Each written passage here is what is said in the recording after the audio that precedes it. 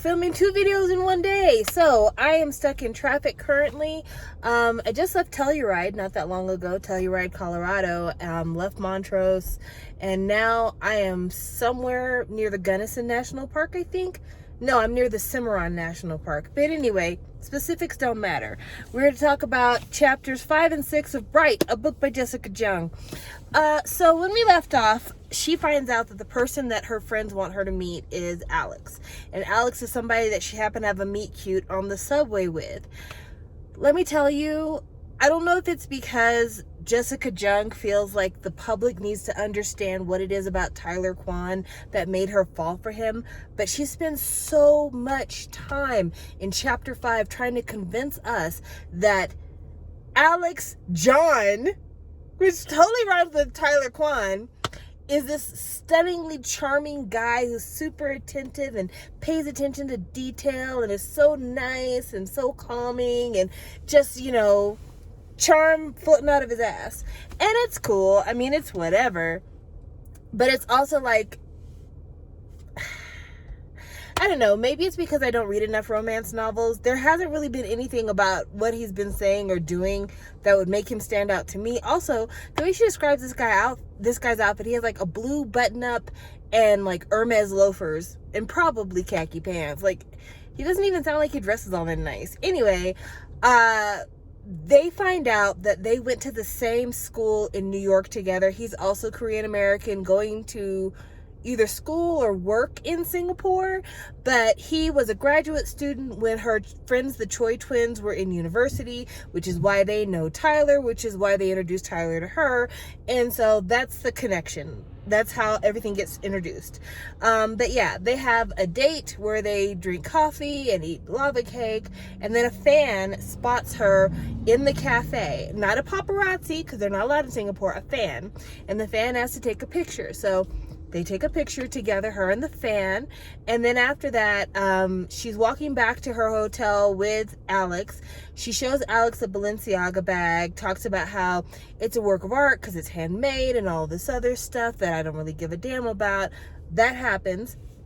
Then when she gets back to the hotel, she's like, oh, great, that was such a lovely date, but I can't date because I'm a K-pop star, which, by the way, they write it in the book that Alex didn't know she was a K-pop star when they met at the cafe.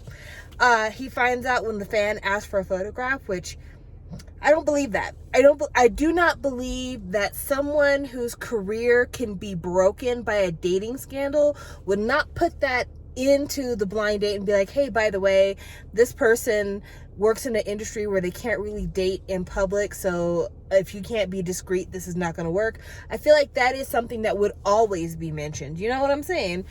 Anyway, she gets back to the hotel, and that's the end of chapter 5. Chapter 6 picks up the very next day. The flight for the girls is delayed, but there's a huge article in this magazine called Reveal, which I guess is supposed to be similar to Dispatch, that shows 3 of the girls from Girls Forever on what looks to be a triple date. So it's 3 guys, 3 girls. The girls are laughing. You don't see pictures of the guys, but you do see pictures of the girls. Turns out 2 of the girls were just there to have fun. One of the girls was there meeting her secret boyfriend, and the other 2 guys that were there were like his 2 cousins. So it was a date. And it's really unfortunate that this took place because it reinforced to Rachel that she can't have a man, because look what happens when you try to date. All of a sudden, you're in danger of putting the whole group in trouble. So that happens. Mina, of course, looks at Rachel like, well, where the hell were you last night? Were you on a date too? Because apparently Mina is a fucking psychic in this book. And Rachel's like, no, I wasn't on a date. I was just hanging out with my sister. So after that, I guess the show that they were filming, the Idol Olympic type show, it airs, and then 2 of the executives over at DB are like, hey, the public really likes Leah Kim and Rachel Kim together as sisters. It came across really well in the broadcast, so we want to give you guys your own reality series, plus we want to give you a sibling album. We want you guys to sing together. And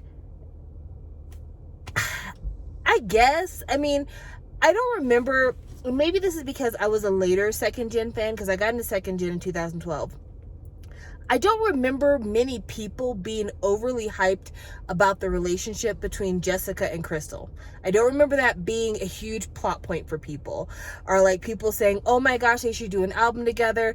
If anything, I feel like Crystal had more hype with like her in different lesbian pairings within FX for fan fiction than anything having to do with her sister.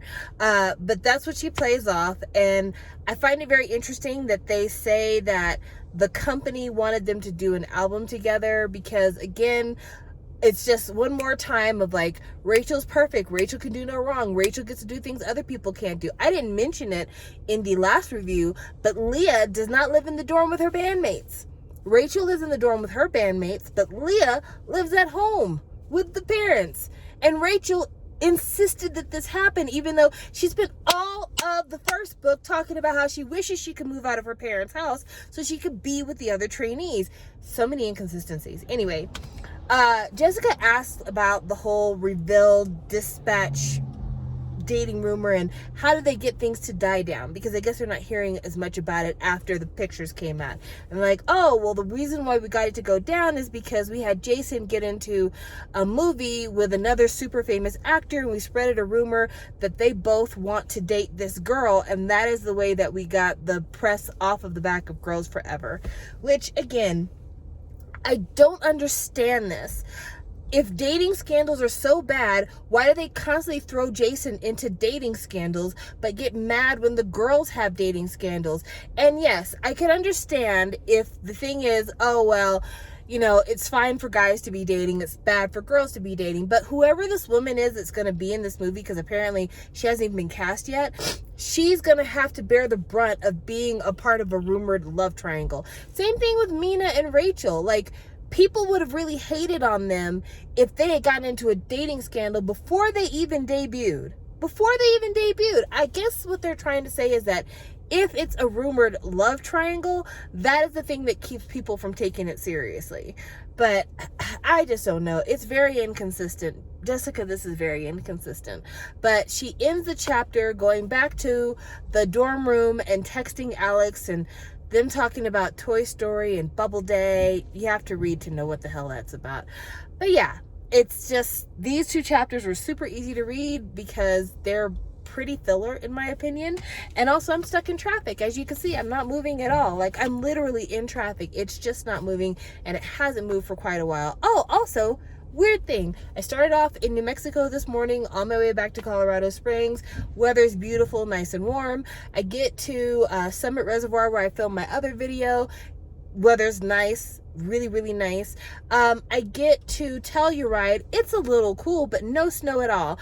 I'm leaving Telluride, headed back to Colorado Springs. All of a sudden, I'm in a snowstorm. Colorado has the wildest weather in the world.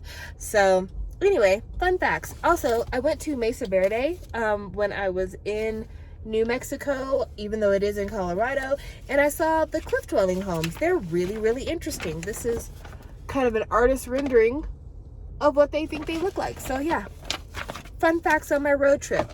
I'm gonna probably try to read another couple of chapters if I'm still stuck in traffic, but if I'm not stuck in traffic, I might not read anything else until tomorrow. So yeah, I think that what I'm gonna do is I'm gonna make this my official road trip book, because I have some more road trips lined up, so that may be a thing. But as fast as I'm reading this, I don't think it's going to take me very long. So far we've done 6 chapters, and that's as much of the book we've gotten through. So yeah, it may not take me long to get this review finished, but I'm going to continue to post reviews as I film them and post them on my channel so that you guys will have access to my thoughts on a very regular basis. I think I'm just going to post them every day. Instead of trying to wait like every couple of days, I'm literally going to have them like recorded and uploaded so you can read them every single day. But yeah, that's it. Thanks guys. Bye.